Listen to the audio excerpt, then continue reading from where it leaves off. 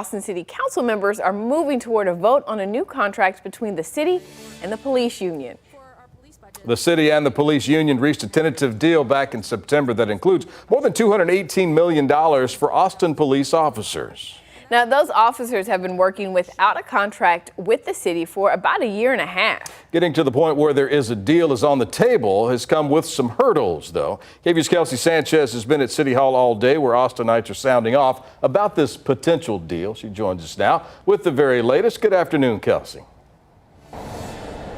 Good afternoon, Brian and Ashley. Well, it's been 5 hours and counting. Hundreds of people signed up to tell city leaders why they think they should either vote yes or vote no on this contract. But the major question stands, will officers get a contract by the end of the night? So far, dozens of people for this contract have pointed to safety in the city, officer shortage, property crime, and response times as reasons to move forward with it. While those against have expressed their lack of faith in officers, the cost of this deal, and how much public access people will have to the previously confidential police personnel files. Now, the proposed 5-year contract is more than $218 million.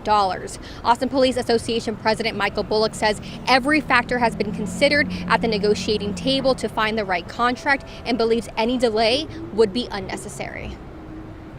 For anyone that thinks that there's a hidden agenda here, or anyone that thinks that this is a bad deal, it is not. It is going to help us move forward.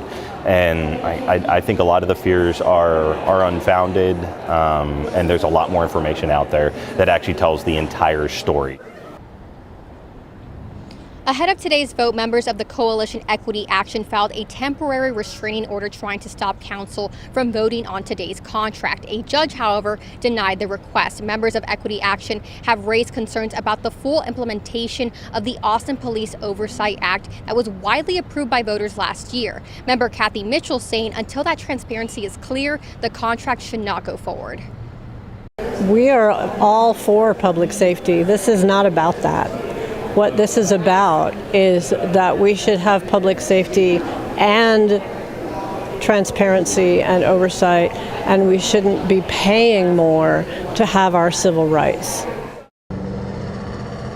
Now, we did ask Bullock what happens if this contract doesn't get signed. Well, he said that they are hopeful, but they don't really see any agreement beyond this. And when I asked Mitchell if it does get signed, she says that Equity Action is considering all options. We're live at Austin City Hall. I'm Kelsey Sanchez, KVUE News.